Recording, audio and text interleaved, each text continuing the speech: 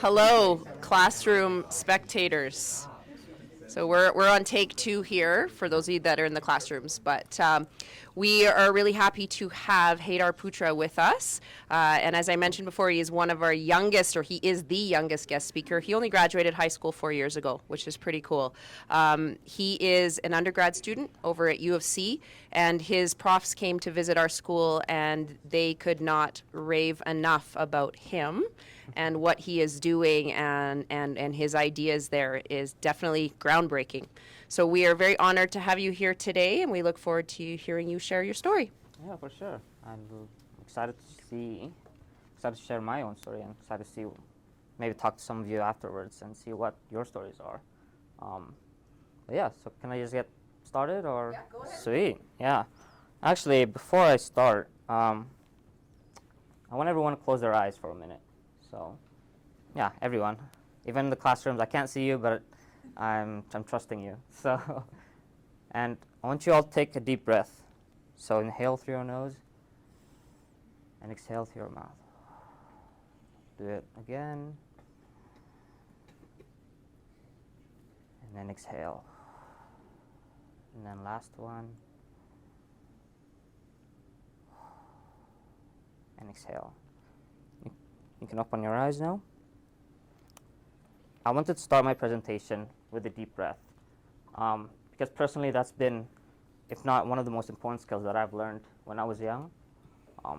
If we want to talk about it scientifically, deep breaths help us it lowers our stress levels, helps us focus, and helps us ground ourselves in the present. For me, deep breaths has been a way to release my regrets from the past and release the worries from my future, and then ground myself to the present. And quite frankly, I also needed this deep breath before this presentation, before I start, because I have a confession to make to all of you, and that is, I am lost. I don't really know what I'm going to do in the next 4 years, and same like all of you. I'm only 4 years. Actually, I don't know how old. How old am I? How old are you guys? So, 13. See, so yeah, I'm 22, so I'm not that old. I'm not too far from where you guys are, and I think you guys probably get the same questions every day as well, and that is, where will you work after you graduate? What job do you want to have? What career do you want to have? Do you want to work at a certain company or a certain place? And the most I often get is what's your passion? And raise of hands from the people here, who's heard of this question at least once in their life? Yeah, exactly. And you know what? I made the confession earlier. No, I am lost, just like all of you. And I think that it's okay. That it is okay. It's okay to be lost. Fundamentally speaking, no one really knows what the future holds for you. And I'm not just speaking for myself. I'm speaking for the adults here as well. They don't know. No one knows what the future holds for them in the next 5, 3 to 4, 2, or 1 year even. And really, it's okay. It's okay to be lost, and it's okay to be present.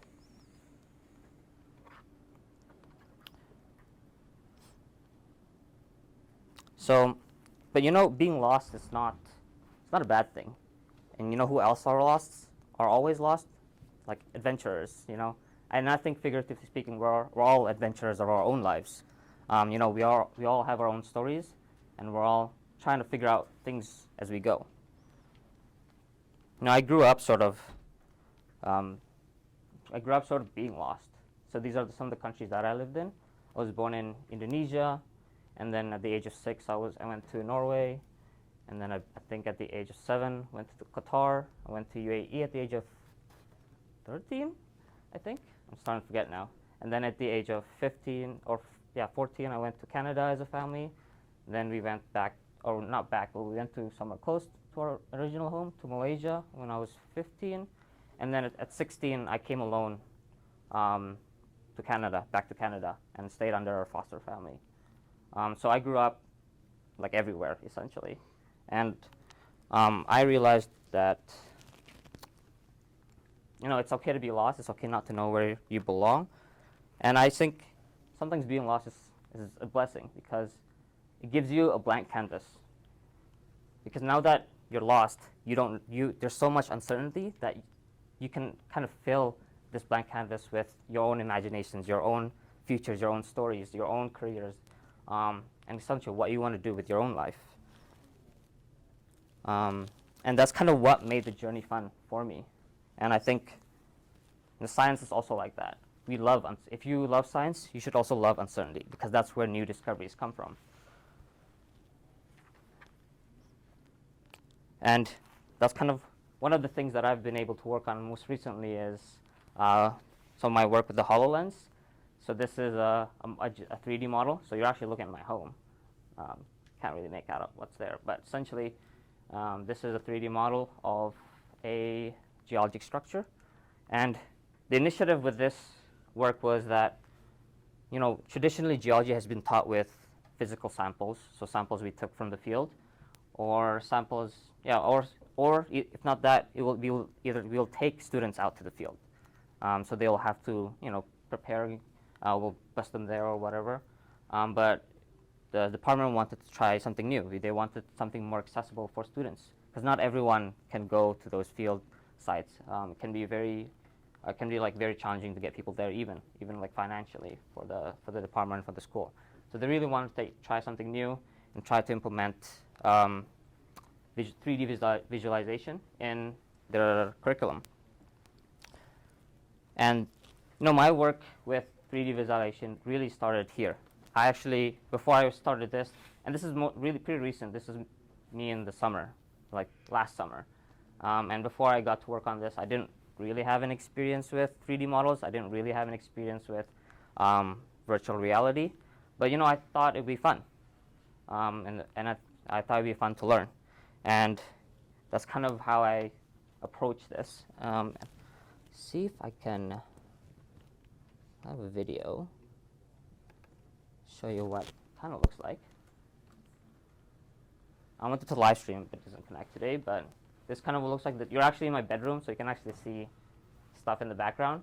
But this is kind of what it looks like here. So you can see things in kind of live size or 1-to-1 ratio, and you can zoom out, zoom in. It looks way cooler when you're actually using it. I don't know if you have time for people to try it later, but this is kind of what it looks like. And half the time when I was working on this, I didn't really know what I was doing, but I tried a bunch of things. I pressed a bunch of buttons. With technology, there's always failures. Just like earlier, the live streaming didn't work. And that's kind of, personally, I think that's the fun part of technology. Because when it fails, you're like, oh, how do I fix this? How do I make it better, essentially? And, and this is kind of evident with some of the work that I did during the summer. So I took this HoloLens out to the Calgary Public Library, the central one. I'm sure some of you might have been there. And, the HoloLens works by, there's like 3 different cameras here, and it knows its position based off of that, and a little bit, and I think it uses wireless as well, or Wi-Fi a little bit. But primarily it knows where to place things, and so like if you place, let's say, a model here, and you walk around, the model will stay there, essentially. And it knows that through these cameras. So, and I was curious, like, what if I took this to an elevator where I'm moving, but I'm not physically moving. Like the environment around me is moving, but I'm not physically moving. And this is kind of what happened. It's kind of funny. So I kind of tried to, basically just had a line following, and then I just like put my hand there, and it kind of just went all over the place. So the technology kind of went crazy because it didn't really know where it was. So basically it kind of failed, but I thought that was really cool and really fun. And yeah, half of the job that I did during with the HoloLens was just experimenting, figuring out what works with the technology and what we can do, what the capabilities are of the technology for teaching. And eventually, like I got my footing, and we managed to roll these out. So last fall semester, we got, I think we rolled these out to about 400 students in our first year geology classes.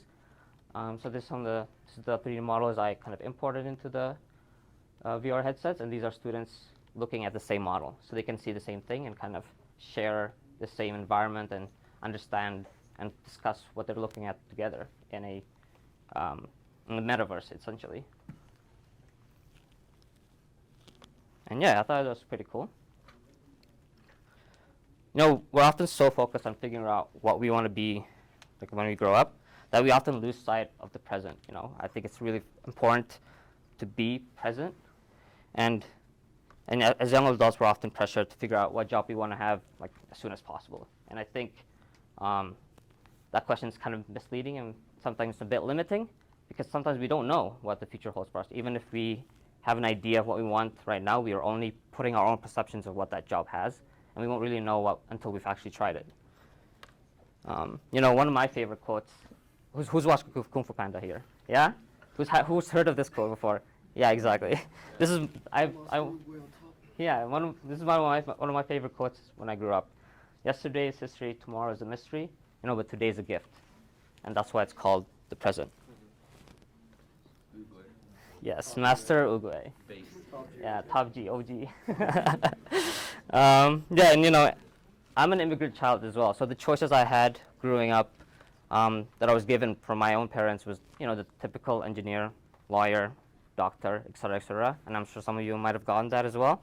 But there's so many more options that, you know, there are so many more careers that we won't know until we've actually explored those careers. And it's really, again, it's really difficult to know what you enjoy until you've tried it. So I always think, you know, be open to a lot of options and explore, essentially. Because again, we're all adventurers of our own lives. And I think if you've played a role-playing game before, an RPG, one of the key things you should do in an RPG is you should always do those side quests, because sometimes those side quests will either help you level up or give you like extra experience, or it will give you like extra items that will help you in your main quests. Or lore. Or yeah, exactly. Or lore. And those are all really cool. That's why I think in our own lives it's okay to take side quests. You might have an end goal where you want to be, but sometimes, you know, your responsibilities might get in your way. But that's okay. I think it's important to explore all your options and see where you can go from there. You know, I grew up, I went into geology at first thinking that I wanted to do a lot of field work. So this is some of the photos I took when I was young, about your age. So this was me when I went to the rainforest and I saw this snake eating a little lizard. It was pretty cool. And then that's me during one of the field schools that I did in geology. I think we were taking water samples there, or groundwater samples. And yeah, I thought I wanted to do field work when I went into geology. And I was well on my way to having a career sort of like that, until like, you know, COVID happened. You know, I had a field research planned for summer of 2020. I think that's when COVID started. And yeah, and it kind of got canceled because of COVID, so I had to shift my entire plan. But because of that, I got introduced to like data science and coding at that same year.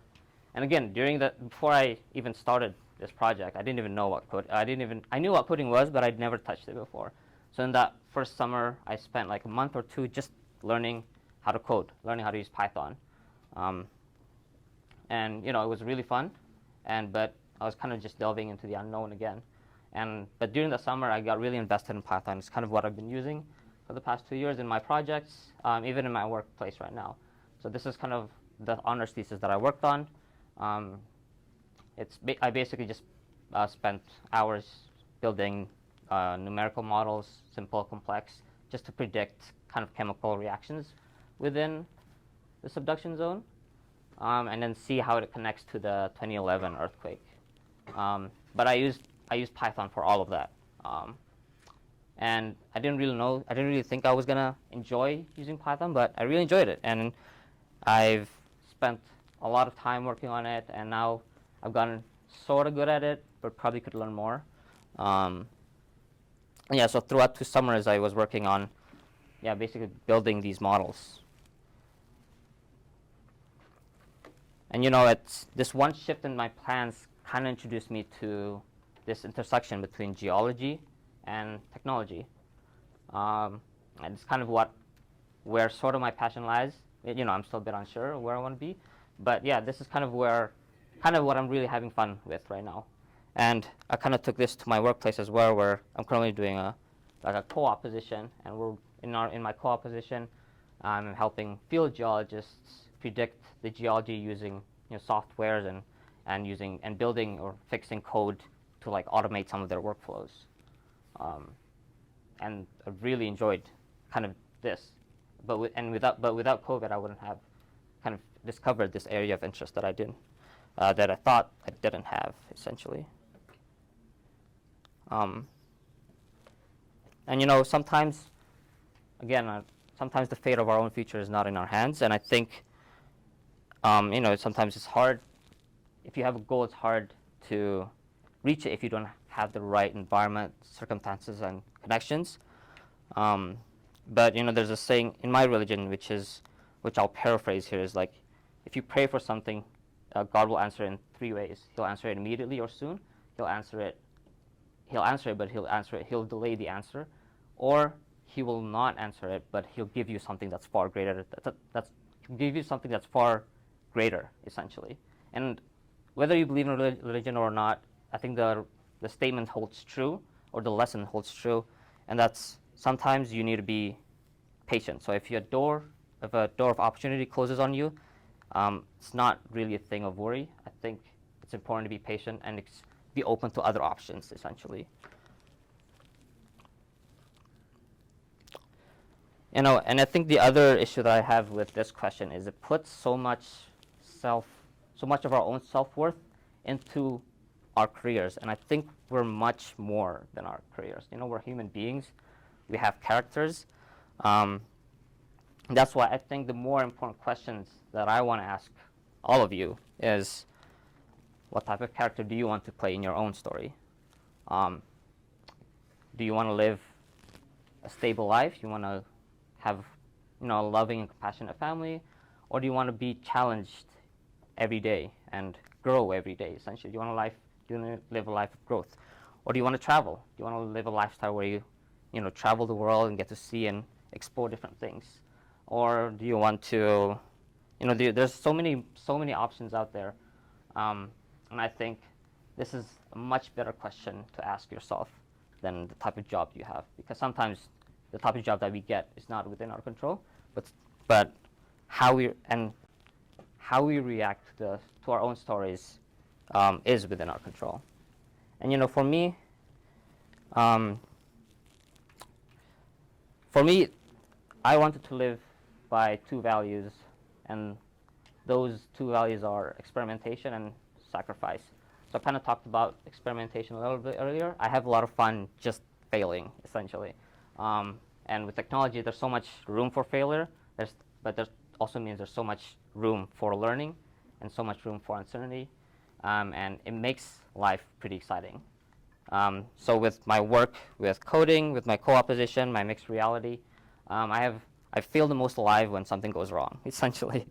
And I feel the most alive when I'm lost and have kind of an opportunity to find my own way back. That's kind of when I feel the most alive. But my other value that I want to live my story by is sacrifice. Sacrifice for the great. It's kind of sacrificing for the greater good. But my STEM story kind of started off from a little island called Marble Island, and I got to meet these wonderful children when I was, I think, about your age, grade 10. And when I met them, I realized just how privileged I was. Not because I was rich, not because I have so many things, but simply because I have an education. And a lot of these kids in that little island, in, I think the east of Borneo, or east of Malaysia, don't really have access to this. I can't speak for all of you, but personally I think I'm extremely privileged to even be here, because I can live a pretty comfortable life, and I can live I received such a well-rounded education, and not a lot of people can often have that, or often have both. And I think with privilege comes power, and I'm sure everyone's probably heard of the second quote. With great power comes great responsibility. And And I think I try to live by that as well. So I'm still 22, I can't really direct the people out that's like a couple kilometers away from me. So I always try to, focus on my own community. And you can even go smaller, I'm just going to show you some of the livelihoods that they live. These trash, interestingly, aren't actually, like some of them are from them, but some of them are actually just pushed to there by ocean currents. But yeah, these are some of the missed opportunities, some of the livelihoods they had to live during that time. But yeah, going back, I think you don't have to, you can sacrifice. For me, sacrifice means not sacrificing for like everyone, because sometimes I don't have the capability to do that, or don't have the power to do that yet. But it can start from your family or from yourself. Personally, right now in my own life, I'm trying to sacrifice for my own family, and trying to help them, whether that be financially or just trying to be there with them, because I'm kind of 7 kilometers away from them, I'm kilometers away from them, so I try to support them as best as I could. And I think, that's kind of the story that I want to live, but the story that you want to live kind of is up to you for decide.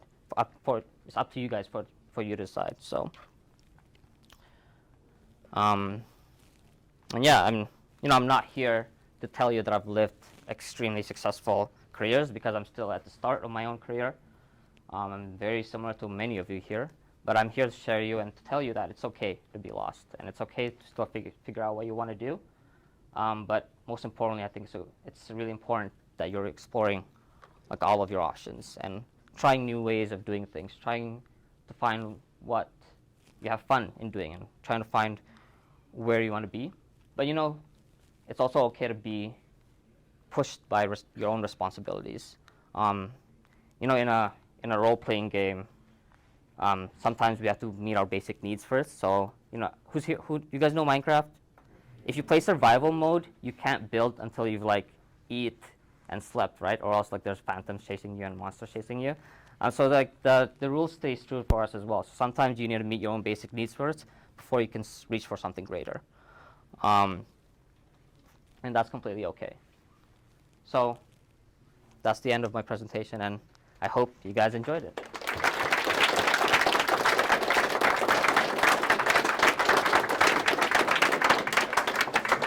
Okay, guys. I just want to say that on a personal note, very quickly. I don't want to hijack your stage. Yeah, no worries. Yeah. But one of the things that when people say, what do you like about teaching the most? And it's actually, teaching is not actually the thing that I like. The thing that I like is learning. And what I love is actually when I learn from someone like this, from you guys. So I just want to say thank you, because I think there are little pearls of wisdom in there that even I'm going, yeah, he's right about that. And it even happens from some of you guys, and will happen in the future. When the first thing that rings in my mind, I might sound like a broken record here, is pathways pursued. Here is someone that's looking for things that interest him, goes and pursues them, fails, tries again, and has a good time doing that.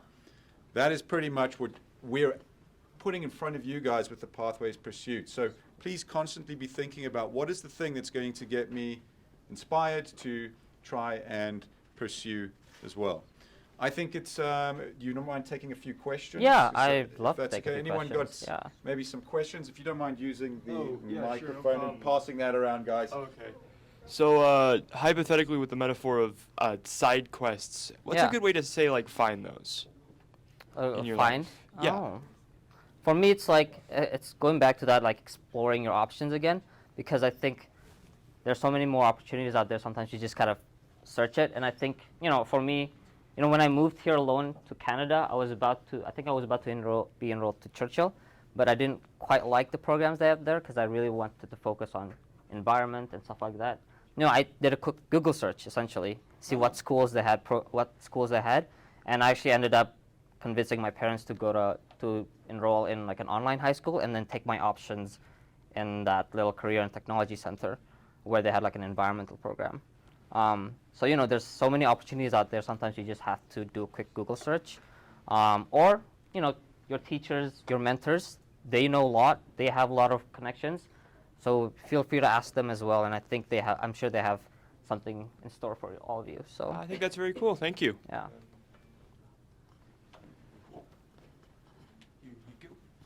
You talk a lot about how technology's changing.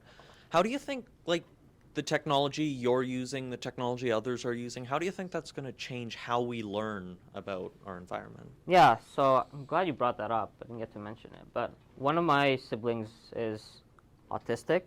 And I was recently reading some papers and showing that there's some research going into how, VR can help students who may have those capabilities, and it could really help them learn things in a more visual method, and that's kind of what I'm hoping that the HoloLens and the VR technology goes through, and the direction it's taking. The metaverse that Facebook is making is kind of sketchy sometimes, but but I'm hoping that the positive overcomes the negatives, especially with VR technology, because I think if we can see things in a more 3D method, I think it'll help people's learning. It'll help make learning way more interactive and more stimulating, and helps you remember more. Especially with those 3D models, it's hard in a traditional way. When we learn about geology, we look at it through a two-dimensional screen or a two-dimensional map. And sometimes it can be really hard to visualize that in 3D for some people. But with technology like the VR, where we can just put a 3D model here pretty easily, it can really be a very powerful method to teach and to communicate your message. Yeah.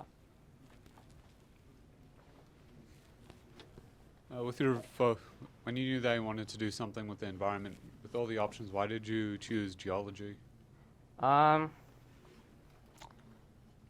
chose geology because I thought it provided the most kind of field experience, and also I think it was also a little bit of influence from my parents.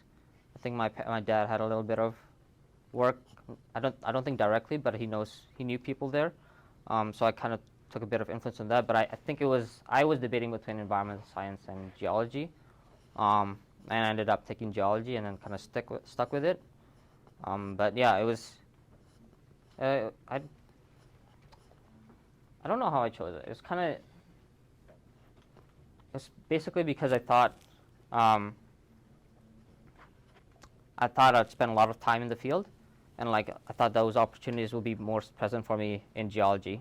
But my plans kind of shifted, and now I'm really into tech and stuff like that. So.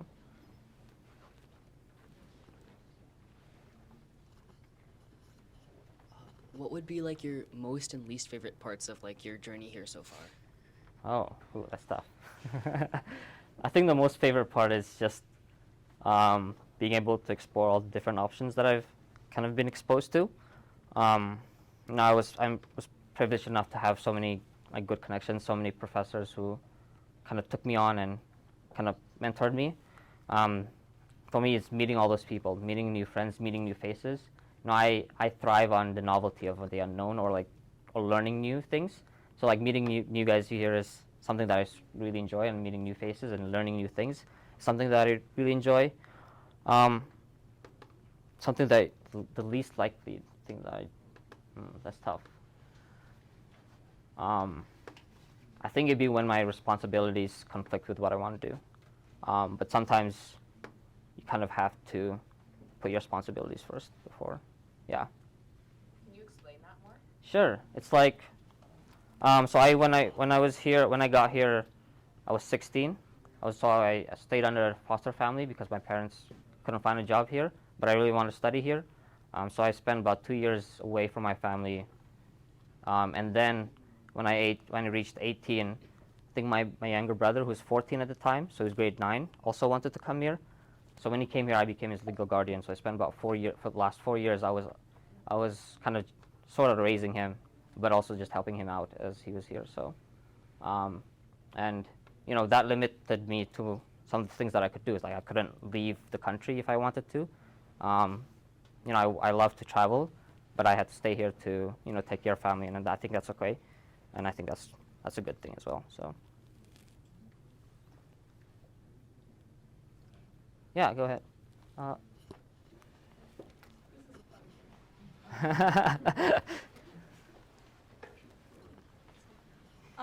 I was wondering, like, if everything worked out for you, where would you like ideally see the like boss fight of your video game in the future, I guess? Oh. Like, where would you, if every plan works out right now, where would you like to be in the future? Like if from today and onwards. From kind of. today onwards, right now. I think I'd like to go back home, essentially go back to Indonesia. I think I've traveled a lot, and if I could work like a remote job or like a modeling job or something like that, or even if I'm not working, if I could retire even, that'd be really cool, and just be home. That'd be awesome. But for me, I think I've traveled enough and really want to go back home personally. Yeah. So. Thank you. Anybody else? Okay, I'm gonna come up here. So Haidar, thank you for sharing your story, and No worries. I love your little analogy of the side quests. Yeah. And I think lots of you took a big risk by coming to this school. It was a brand new school.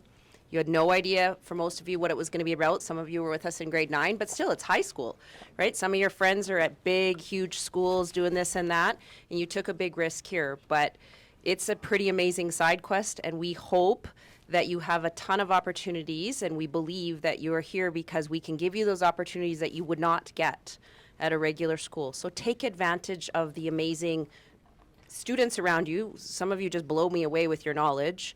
It's incredible and what you're learning. The teachers here care so much about your success, and even things like this, learning and having this opportunity. We're here for you guys, and hopefully one day some of you are back here in 5-6 years talking to those grade 10s and 11s about your quests and what you've done. So Haidar, thank you very Yeah. much. Just Oh, something thanks very so small on much. behalf of Yeah. us.